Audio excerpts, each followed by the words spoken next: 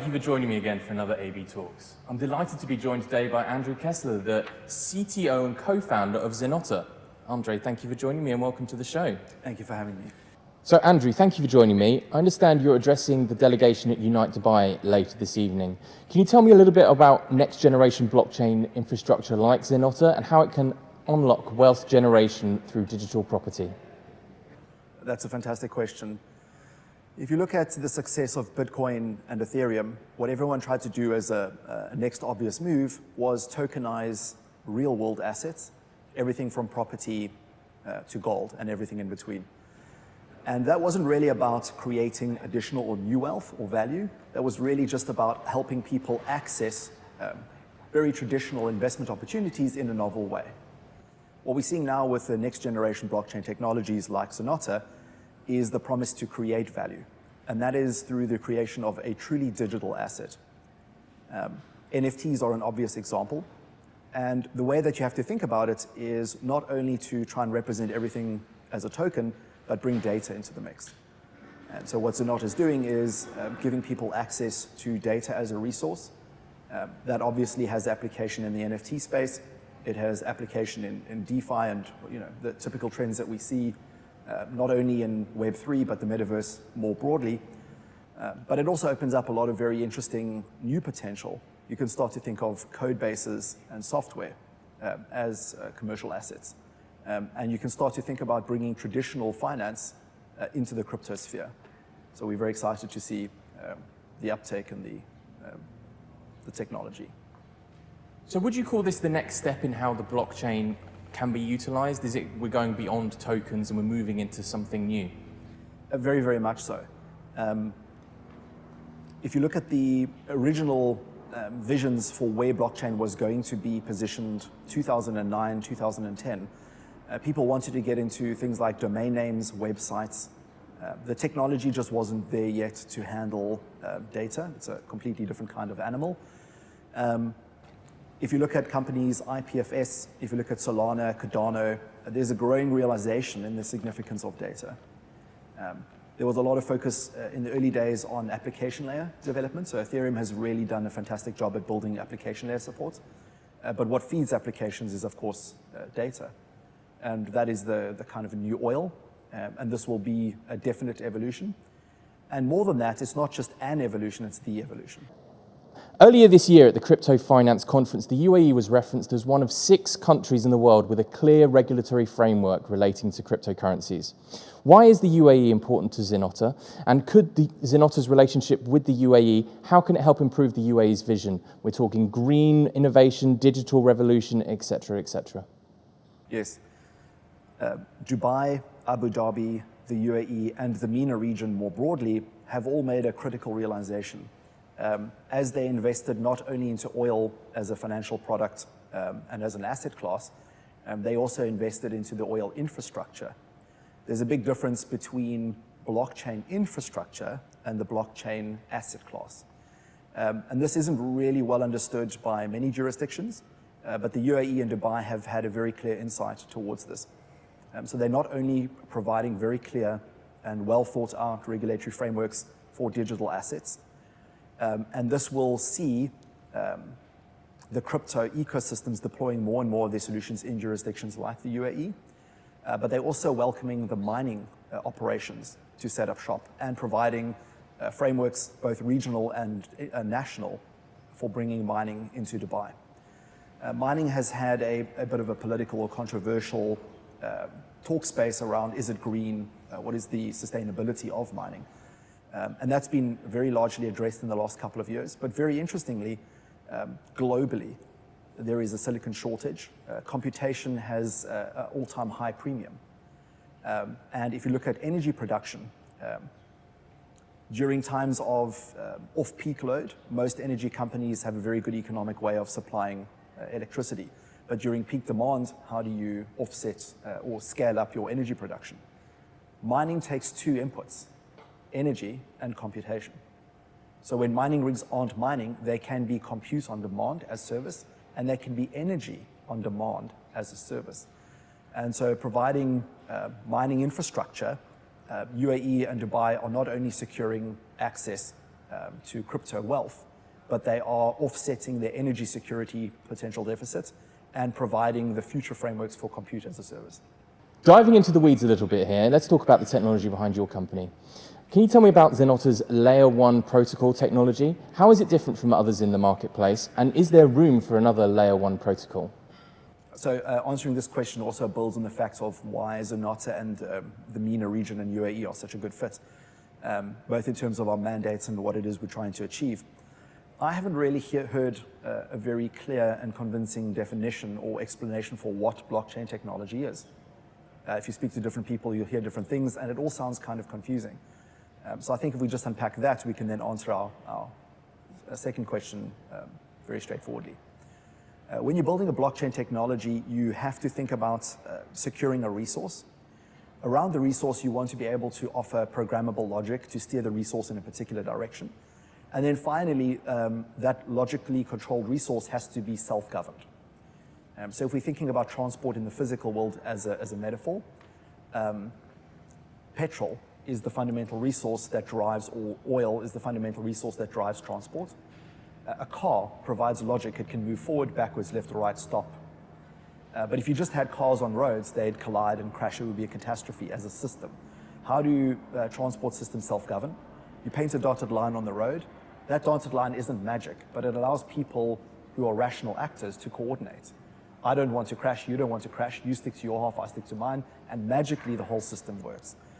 So in the Ethereum analogy, they have Ether as the resource, they have the contract as the programmable logic, and they have proof of work moving to proof of stake as the selfless governance, as the dotted lines to make sure people don't double spend or commit bad contracts to the ledger, which is a powerful system. What we're doing at Zenotta to expand the utility is we're expanding all three layers. We don't just accept a token as a resource. We have a data protocol that allows us to natively deal with any type of file, streaming service, WebSocket connection as a blockchain resource, which is a world first. There are companies like IPFS that do data storage, but they don't handle data natively. On the second level of programmable logic, it's important to realize that financial logic is very different to data logic. Data is demanded to be private. You have to be able to delete a file in order to qualify for things like GDPR compliance. But how do you delete something from a blockchain? It's not an obvious operation. And so on a logical level, we comply with data frameworks for the data resource, and we comply with financial obligation in the financial logic. Again, that's a world first. And then finally, when you're talking about the self-governance systems, the self-governance system for Bitcoin consumes a lot of energy. And so that is the layer in which you have to address environmental concerns, where you have to address sustainability and also scalability. And so Zenotta has been able to create a very modern proof of work scheme that allows us to take Satoshi's vision, but transact not only at data speeds, but not only at financial speeds, but at data speeds. Our blockchain cannot only operate at Visa speed, we have to operate at Google speed. And so with that in mind, we offer regions like the UAE who have the frameworks and infrastructure and vision, an exciting new asset class and an exciting new opportunity for wealth creation. So Web 3.0, the metaverse, decentralized technology have all been buzzwords that we've heard tossed around in particular this year. But when are we actually going to see these technologies implemented, and when? The reason that question is very interesting, there was, I think, an over-enthusiastic belief in 2009 that just the sheer offering to the universe of a better way to do things, to show the world enlightenment, would result in mainstream adoption. But the critical factor that hinders things is integration. So if you're looking at when do services like Web3 or NFTs go mainstream, that question is the same as asking when can banks and when can exchanges and when can the financial sector or the financial industry integrate with these technologies. And that requires time because they have to agree on risk, they have to agree on operational models. And the problem with the first generation blockchain technologies, they weren't legacy compatible by design.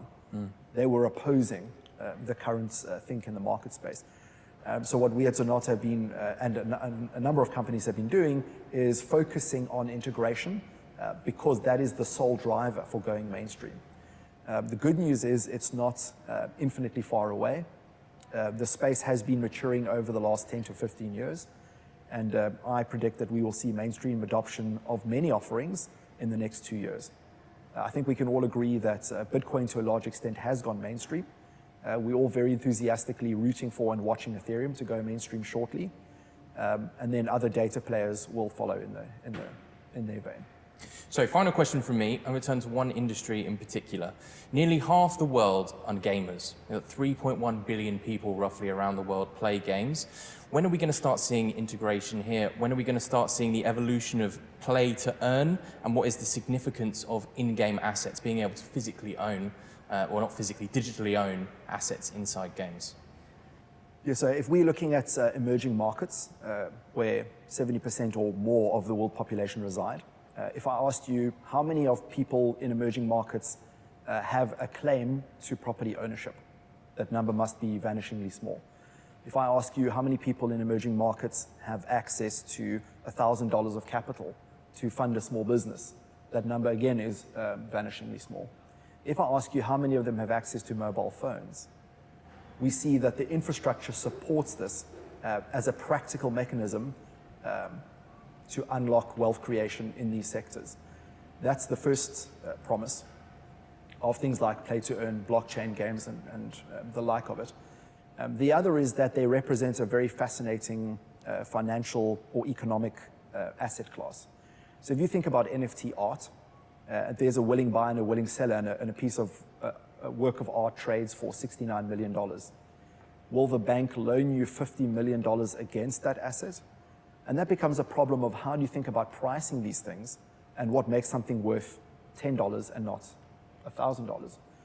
The thing that drives pricing efficiency and drives rational market creation, the number one variable, is competition. And what is more competitive than gaming? If I pirate a work of art, I can enjoy it in the privacy of my own home, and I gain utility out of committing that act. If I steal a sword from a game universe and run away and use it on my computer, there's no utility. If I try and take a stolen sword back to a game server, the game server will kick me off. And the surprising realization is that in-game items above any other digital asset behave economically so well that traditional financial sectors can build mutual funds off of it. They can build derivatives, ETFs, and it becomes the way that traditional finance and crypto finally come together. And that is significant if you realize that the predictions in assets under management and capital for the crypto ecosystems by 2030, conservative projections put that value at $40 trillion US. In the next decade, we will see the crypto ecosystem take on the stock market. That's something worth just absorbing and understanding the impact of that.